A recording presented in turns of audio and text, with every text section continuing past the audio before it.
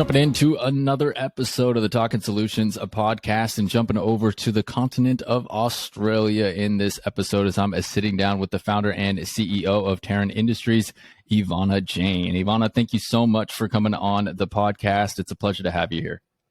Thank you for the invite. It's great to be here. And Evannah, could you just please give us a little bit of a background about yourself, and then, of course, what all the great work that you're doing over in Terran Industries and what it is exactly that Terran Industries does? Certainly. So we're basically an outsourced sustainability team in the broad sense of the term. We started the business when we realized that while a lot of businesses have a green will, they don't have the time or resources to provide the execution strategy. So we come in and provide end-to-end implementation support and really transition the business into the green economy.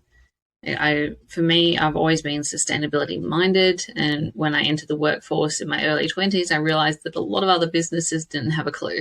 So I really wanted to build something around that and be able to actually help businesses execute their green goals. Yeah, it's fantastic, and something we need more of as well. I know you and I were talking in the past in a previous conversation, and I had mentioned over in London and Manch and what they're doing to help people implement their kind of philanthropy money and things of that nature. And then when I heard your solution, I was like, oh, that's really cool to actually put that implementation in the execution, because I feel like that's something that we lack from time to time. Much good intention as companies have, sometimes the execution just isn't there. So it's always great to have a solution like yourself and what you're doing with Terran Industries. And Evannah, you mentioned that sustainability has always been a passion of yours and something that you've kind of really liked as well. Take me through kind of the journey that you had to where you were finally like, you know what, I'm going to go in and create a company to kind of solve this problem and kind of come up with something to help these companies go towards a more greener economy. Well, we really started when we were forming the idea of the business, we were looking around, like we wanted to create something in the sustainability sector. And there was all these other amazing solutions already out there.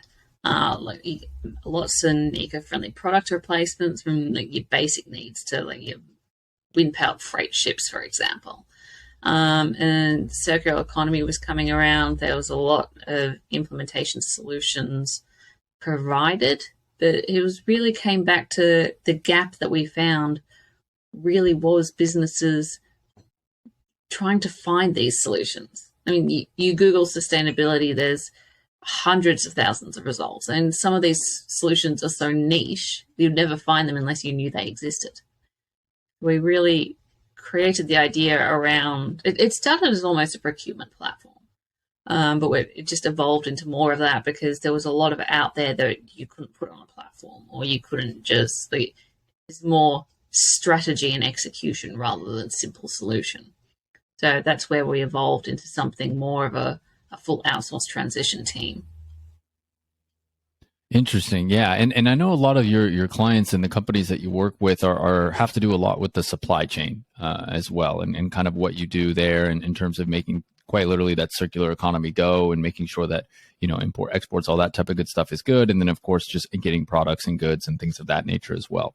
So what are current issues with the supply chains that maybe the everyday consumer or company may not know about if they don't have an extensive supply chain? What makes a supply chain so detrimental to climate change? Well, 80% of global emissions come directly from supply chains, primarily manufacturing and logistics. And 20% of global emissions alone, comes from transport. And so we really need to, I suppose, revolutionize the entire transport sector. And that'll definitely be key to helping decarbonize. And the trade and logistics industry is the backbone of every industry out there. And no matter what you do, somehow trade is involved, whether it's supply chains from other countries or even just getting your coffee cups from a local supplier. There is still that transport logistics network that still has to take place. So it's really coming down to the manufacturing of it and what emissions are created. I mean, you look at China, for example, they create a lot of emissions coming out of there because that's where a lot of the manufacturing is. The air quality over there is questionable, to put it one way. So being able to centralize that somehow would actually help the help the global emissions reduction in the supply chain. Yeah, it sounds like it would also help air quality and people's overall health as well. That's a huge impact that people don't realize. And people like some of the people that where environmental protection isn't important is you can basically turn around and say, well, what about your quality of life? It's just still the same thing. Yeah, absolutely. And I know the same could be said over in India as well for air quality and things of that nature. And it's certainly something that it kind of, is circular, like you said, not just from an economic perspective, but from a humanity perspective as well. Just those impacts that kind of get brought in together. It's all really kind of connected in many ways on that front. So we talked about kind of unsustainable things are to the supply chains and whatnot. And what are some of the things that you kind of see amongst your clients and what you saw before and whatnot that are some of the biggest challenges that they face when they have a good plan that they want to execute and really bring forward and make sure that they have a better solution for it, but they just don't really know how to do it? What seems to be kind of the top problems that your clients will kind of talk to you all about? The biggest problem we've found is investment. A lot of people think that green change will cost too much. And while any change will have an investment, I mean, that's no matter what. So it's really coming back to the need for why we need to invest in this change. And like, there's this huge misconception that the technologies aren't available today. Well, they are available. I like to say, like, compare it to a mobile phone, for example. Everyone has a mobile phone in their pocket today. 10 years from now, yes, the technology will be better. You just upgrade the model when you get there. I mean, that's basic technology steps. You're not going to go without a mobile phone today simply because you know there's going to be a better one coming out next year. So it is about putting in place today what is already available, which will dramatically help, and then being able to upgrade to the next stage later on. Yeah, exactly. That's really how technology works. I know somebody that I know got the F-150 Lightning from Ford, the new electric vehicle and whatnot. And, they started mentioning like, oh, well, I can only go so far without it being charged and all things of that nature. And and I was like, it's their first model. Like, what do you, I mean, it's just going to continue to get better. So you can't just say that the technology is not good when it's just going to get better. So I definitely agree with you there when it comes to the matter of kind of that technological steps and kind of the common ways that things should kind of be kind of moving forward on that front too. And you know what, Evannah, one thing that we've mentioned a few times that I want to maybe clear things up for the listeners in case they may not know and whatnot, but can you define what exactly is a circular economy and why it's kind of so important to create that moving forward to battle climate change and make sure that there's better air quality and all those types of good things?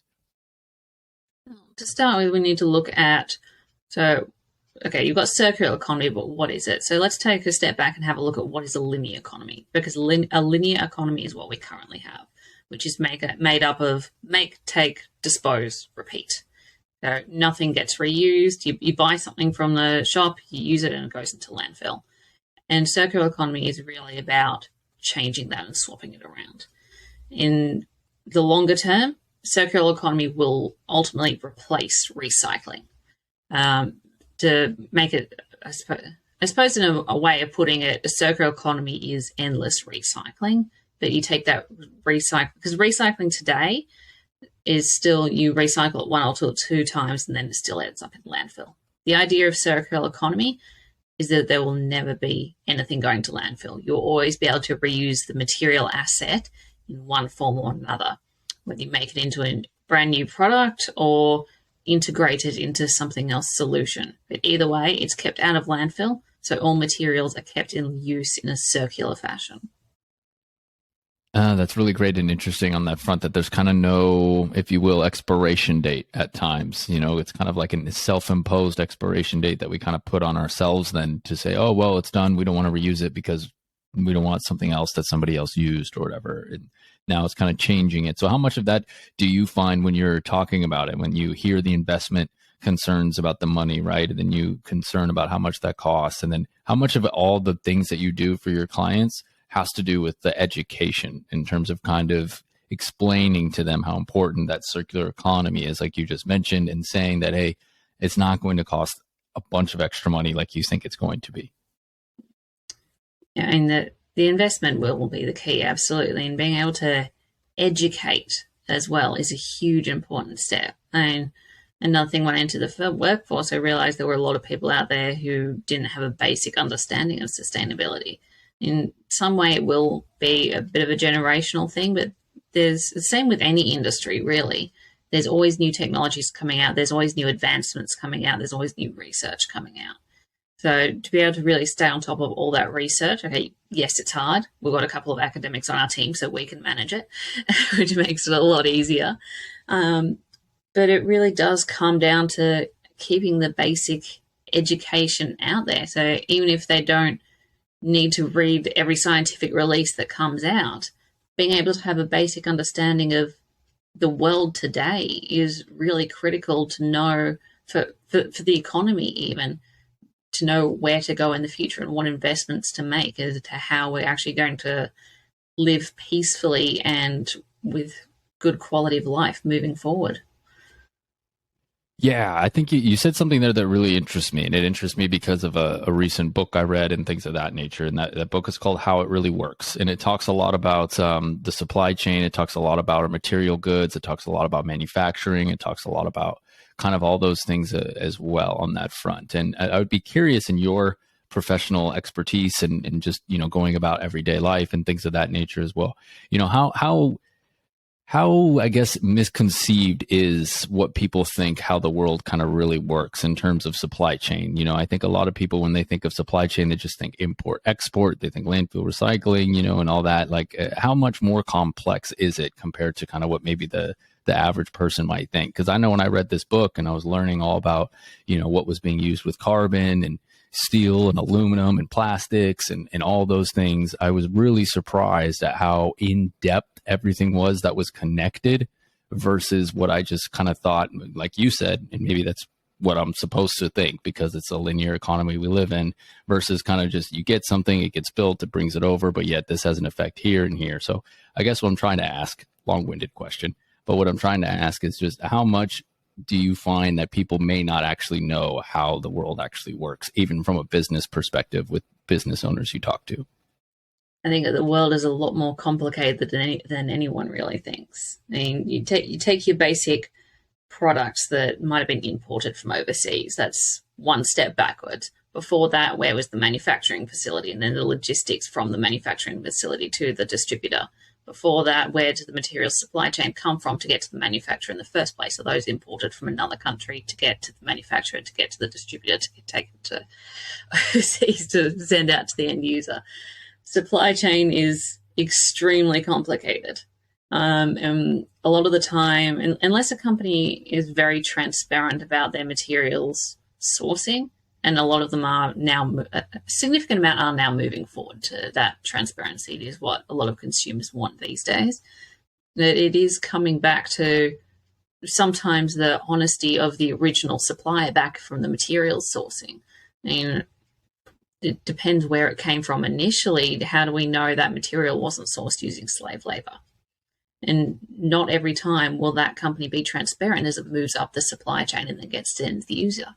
Sometimes it really does go back to that transparency of, is the original supply chain honest about where the material came from? And 90% of the time they are. It just really goes back to the logistics in between, and it's like 5, 6, 7 steps backwards. And some products are made of a multitude of different materials that could have come from opposite sides of the planet. So it's complicated is the basic way, I guess.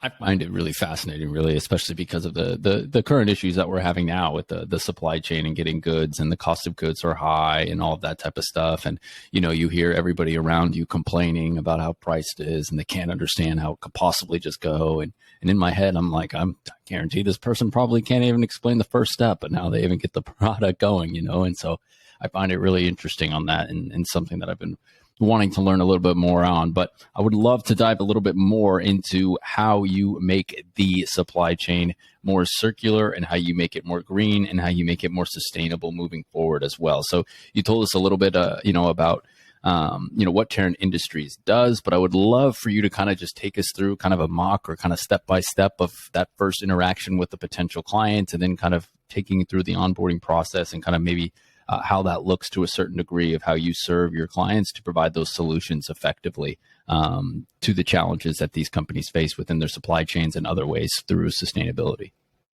Yeah, so we really like to look at sustainability or green transition as climbing a ladder, one step at a time. And you can't be 100% sustainable tomorrow. That's practically impossible. I mean, the larger your business is, the more things there are to network and change and interact with.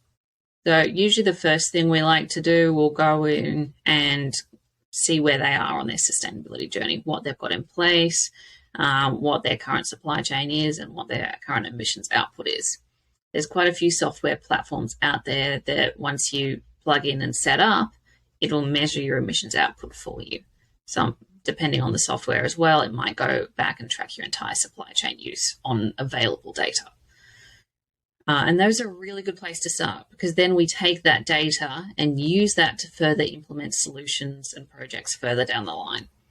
So our business model, we work on a flat monthly subscription, so it can actually work with the business over a time frame that will benefit the business. Because coming in for 2 weeks and making a whole lot of changes doesn't work for anyone, and statistics show that quick, large changes don't stick.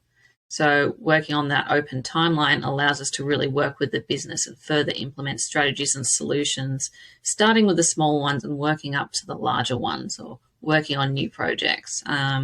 Or another example of working further down, the company might have a contract in place with a certain supplier until a certain date. So we can start looking for alternatives to that example. If it's a plastic one, we'll find a non-plastic alternative for that supply chain. So do you all look at yourselves then almost as like an extension of the company then for the clients that you serve? Because it sounds like to me that, you really do get involved with the company and what they're working on. And it shows that you probably care and a lot of really good commitment to that company as well. So is it kind of the way that you kind of approach it and look at yourselves when you're serving your clients? Yeah, absolutely. We do promote ourselves, and it's an extension of their team. We regularly work with for executives to a lot with procurement teams, where especially on the supply chain side, project managers to execute new initiatives. Sometimes the business will have internal sustainability personnel already, so a lot of the times they have that data to start with, so we can then use that data and then further implement the solutions. But yeah, absolutely, we're an extension of the company's team. Yeah, fantastic. I think that's such a really cool model as well on that front, to really kind of empower your clients too, and show that you care in the commitment process of it, instead of selling that kind of, hey, we'll give you a 4-week makeover, if you will, for lack of a better word, and then keep to it, implement it. Instead, you're really kind of holding them accountable with that subscription model and showing, hey, we're a part of your team, and we're going to implement these changes and make sure that it's going to stick as well and teach you along the way, which I think is a really valuable business model on that front too. And you mentioned we've talked about supply chain quite a lot. You've mentioned freight, transport, all things of that nature earlier on. But what are some kind of specific industries, maybe within the supply chain or maybe not in supply chain, that you all typically work with, and why they are important to the supply chain practices? Well, most of our clients are in the freight, trade, logistics, manufacturing space. So by working with them, we are in fact helping as many industries as we can by solving what we call scope 3. So the scopes of emissions, you've got scope 1, which is directly controllable by the company, so your small things on site. Scope 2 is your energy use and the next stage that you have some control over. Scope 3 is your entire back supply chain, the things you can't control. So by working with the freight, logistics, and manufacturing industries, we're essentially solving everyone's scope 3. So by working with them, we're helping every single company that uses logistics and supply chain somehow. And for us, we see that as a way of creating the largest global impact we can. And most of our clients are in that sector. We do often also work with tourism, education, and agriculture as well. Interesting. Yeah, the tourism and the agriculture one. Yeah, that's not tourism. I feel like is getting more and more of an emphasis when it comes to sustainability and things of that nature as well. I see that quite a lot. I'm someone who travels a lot, and I noticed that the tourism industry is kind of popping off a little bit, if you will, for lack of a better word on that front. Is that something that you kind of see as well? More interest in the last few years in that, or am I a little off base here? I think in the last 18 months, it's really, now that the world's opening up again, really, everyone's starting to look at tourism and say, oh, like, because a lot of people during the lockdowns and during the last 2 years really decided, like, that they saw the world for what it was. They realized that, hey, we actually can do something to help the planet, and the lockdowns really woke a lot of people up. So now that they're coming out again, they are looking at all like regular industries with a new eye, and being restricted to one place, everyone's suddenly wanting to travel again. So tourism really is on the front of a lot of people's minds when it comes to, oh, how can we make this more sustainable now? What is the next step to really travel sustainably, to visit sites and logistics? Again, there is a bit of travel involved with tourism quite often, how that can be more sustainable. Interesting. Yeah, I'm going to have to follow up with you on that in the future as well in another 18 months to see if it's continued to kind of blossom, if you will, as well there. Evannah, you've talked obviously a lot about how you kind of go in, how you work with the companies. You've talked about the services that you all kind of provide on that front as well. But one thing about your services that I found interesting on your website and things of that nature that I'm not sure everybody would know about is the different types of waste services that there are, specifically tied to recycling, whether that would be construction recycling, whether that's textile recycling, wood, whatever it kind of might be. Can you just kind of elaborate a little bit more on the kind of differences in recycling there and why they are different? Because I think sometimes when people hear the word recycling, they might just think, oh, it's just one big thing. You just recycle it. And that's it. It's everything. It's all encompassing. Yeah, there really is. Every material really does need to be treated differently. And that's the basis of what it comes down to. Most businesses will recycle cardboard and paper. A few will also recycle hard plastics, some soft plastics. And those are really the two waste streams that most people have set up to recycle. At this stage, most of the rest, unfortunately, still goes to landfill. But there really is, at this stage, almost everything can be recycled or into a circular economy perspective. One example is food and organics. There are composting facilities set up. Some businesses do have on-site composting available, but the real trick to it is, okay, where does that get composted to? For example, there's one company here in Melbourne who has implemented a full circular economy solution to food and organics waste. They've set up a facility over here which basically involves them taking food and organic waste to their facility where they breed black soldier flies that then eat off the waste, and then the larvae just grow out of that. And then the end use, or the end product then created, it can be used for fertilizer in agriculture. So that's actually a really good example of circular economy and how businesses can really recycle these often considered hard to recycle material streams. Interesting. Yeah, I feel like the more people learn about kind of the circular economy and recycling and being able to reuse materials, the more interested I think they would get, and the more inclined I think they would be to kind of go out and do that. You know what? Hell, I heard of a company that's working on getting it so when you die and you get your ashes or you get buried, you become a tree, and like that's quite literally a circle of life. I have heard of them. It's actually a really great initiative. I mean, you look at how many people are alive on the planet today, we're probably going to run out of burial space soon.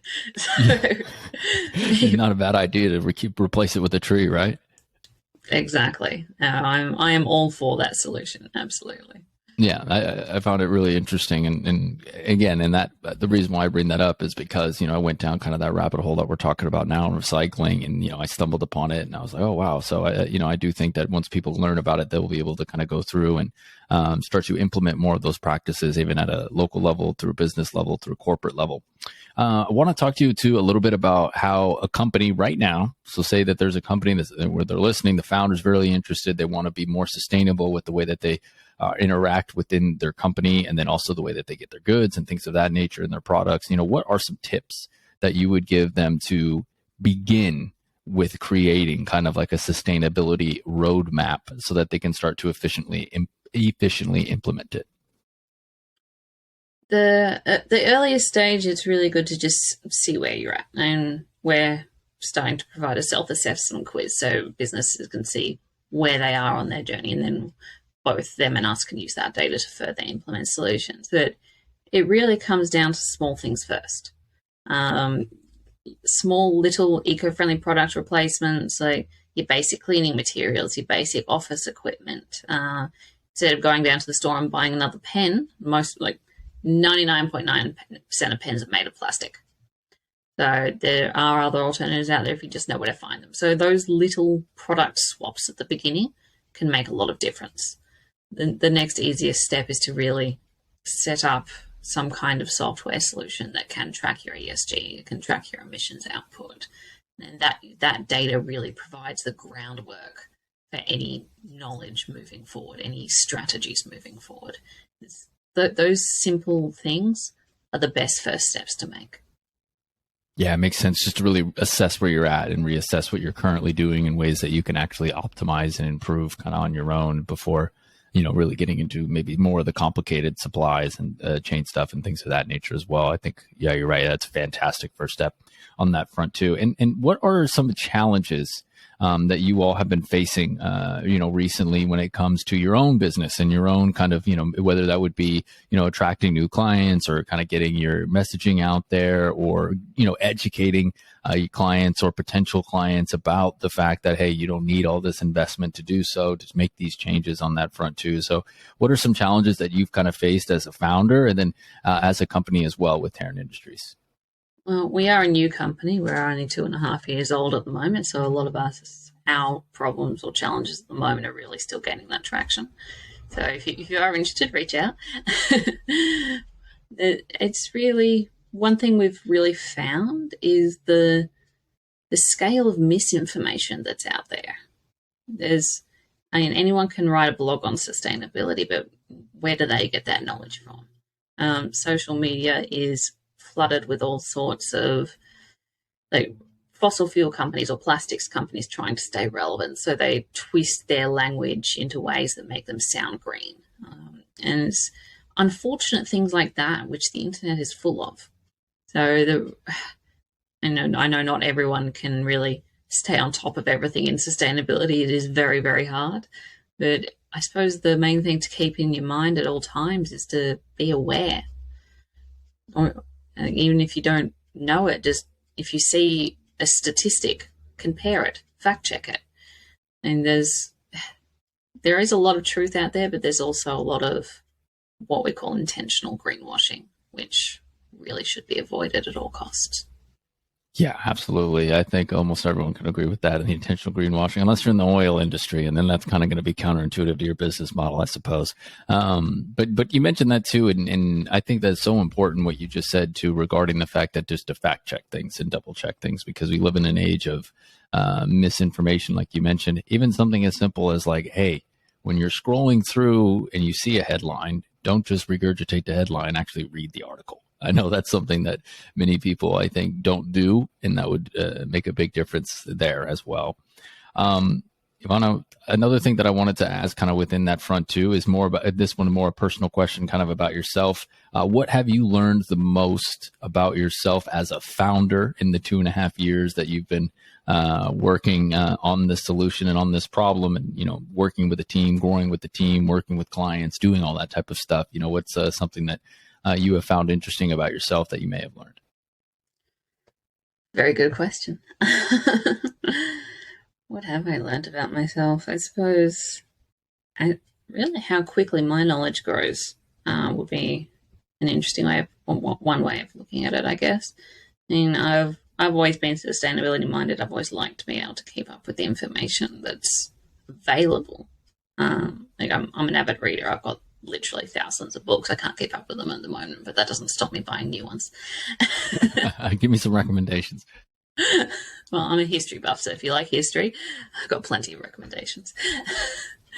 It's, for me, it's actually kind of similar to the business. It's like keeping up with the scale of knowledge out there. And I always thought before I started the business, when I was back at my previous day job, I thought I was on top of most things that were out there. But really opened my eyes to, I really do have a lot to learn. And it's fun. I like learning, and just keeping up with that education is a huge thing for me. Yeah, always a little cliche and maybe a little cringy to say, but, lifelong learning. It's always good to be a lifelong learner, right? Absolutely. Yeah, I just think so. I think it's so important. Like you said, it's just a continuous education, whether it's through reading, documentaries, whatever your medium of preference is really always really important on that front. So we talked a little bit about the 2.5 years that you've been working, how you've kind of gotten to this point where you're at now and things of that nature. And what are some of your future plans that you have for Terran Industries? That you mentioned the new calculator coming up or an assessment. That sounds like an absolute fantastic feature for companies to use, especially in the early stages of potentially working with you. But what are some other future plans that you hope to implement within Terran Industries? At this stage, we're exploring the idea of producing workshops. Would be our next step. So full-day workshops, half-day workshops on a range of business-related sustainability topics, whether it's might be greenwashing, it might be implementation, it might be the circular economy. And providing that on-site workshop to a business, so coming to their offices and being able to really work with them for a full day or a half day to educate them on new solutions available. It's in the works at the moment, or early planning, I should say. But we'll be doing some of those and potentially some online workshops as well. Workshops are always good. Education, learning. There it is. Absolutely. Can't go wrong. Yeah, exactly. You can't go wrong with that. And Evannah, on that note too, as well, and when we talk about kind of the next steps in the future for your clients and your company as well, tell us a little bit about the clients that you do serve in terms of location. Obviously, you're in Australia. Are you working primarily with Australian companies? Are you working with companies in the Southeast Asia region, Asia Pacific, the US, Europe, whatever it might be? Where are kind of your clients based, and where do you hope to continue to work with? Well, theoretically, we can do 100% remote work. A lot of our clients at the moment are Australian or Australian offices of overseas companies. One client that we're not quite working with yet, we're still negotiating. They're a European-owned company with a Melbourne office down here. So we're liaising with their Melbourne office, and would really love to, once we've started implementation here in Australia, to really help their overseas offices back in Scandinavia, or they're a freight company, so they're global. They're literally everywhere. Yeah, a lot of the stuff is on the ground here, but would love to be able to eventually have people on the ground in every country.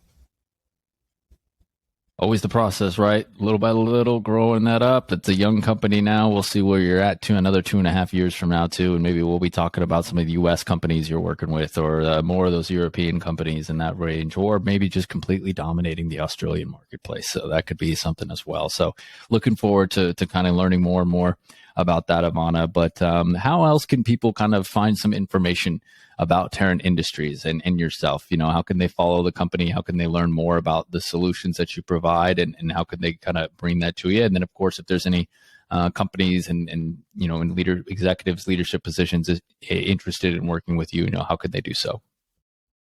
We've got our basic website, which I will say is currently a little bit out of date. So if you reach out on either a contact form, we have a very heavy LinkedIn presence as well.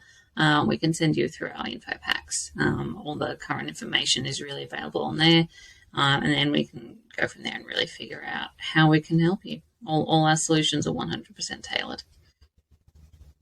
Customization, there it is. That's key in today's world, right? And that's again going back to what I mentioned earlier about what was so cool about the business model is, again, you are the partners, if you will, and kind of another branch of the company, and really working hard to understand their solution and what they're trying to accomplish as well. So I think that's really important too. Evannah, anything else that you would kind of like to add on the podcast episode that maybe we may have missed? One thing we do work a lot with, as we work a lot in the trade and freight sector, we have partnered with Import-Export TV to promote and showcase sustainable solutions to the sector. So if you are in the sector, you can watch our exclusive TV show on the Import-Export TV platform. Interesting. Where is that? I've never even heard of it, Import-Export TV platform. Well, the platform itself is called Import-Export TV. You can either download it or go to their website. The show is called The Green Economy. It's all about sustainability and the solutions available to businesses today. Interesting. Yeah, you learn something new every day. I'll have to go check that out for my own personal self-interest on that front, so I can start recommending it to other founders and companies I work with as well. So that's very interesting on that front. Evannah, I want to thank you so much for coming on the show today and for having a conversation with me about specifically the solutions that Terran Industries provides, how you can help to optimize companies' supply chains, logistics, as you mentioned, transportation, the freight industries, all things of that nature as well, and then recycling. So thank you so much for coming on to talk about Terran Industries and the great work that you all are doing. Thank you. It's been an absolute pleasure. That is the founder and CEO of Terran Industries, Evannah Jayne, joining us here on the Talkin Solutions Podcast. As mentioned before, you can go to their website for more information. Their website is terranindustries.com. That's terranindustries.com.au. And then, of course, you can follow them on LinkedIn as well on that front. You can find Evannah on there too, and then across the other social media platforms. But don't worry, the convenience will be in the show notes for you so that you can just do a nice one click and take over and follow and get some more information on the great solutions that they're providing, and to stay up to date on that front as well. And if you're interested in working with them, of course, you can reach out and contact them there as well. And if you enjoyed this episode, my turn to ask for a favor in return. If you could drop a review, 5 stars, always encouraged, and then hit that subscription button so you can get notified for more new episodes. Sign up for the newsletter as well so you can get featured content about the founders and the companies and more positive solutions, plus some tips about being a more sustainable consumer as well, so that you can kind of start creating your own little circular economy action from your home as a consumer, not necessarily if you are just a business owner on that front as well. So I appreciate everybody tuning in for this episode of the Talkin Solutions Podcast. And as always, I hope you enjoy the rest of your week, and I will talk to you in the next episode.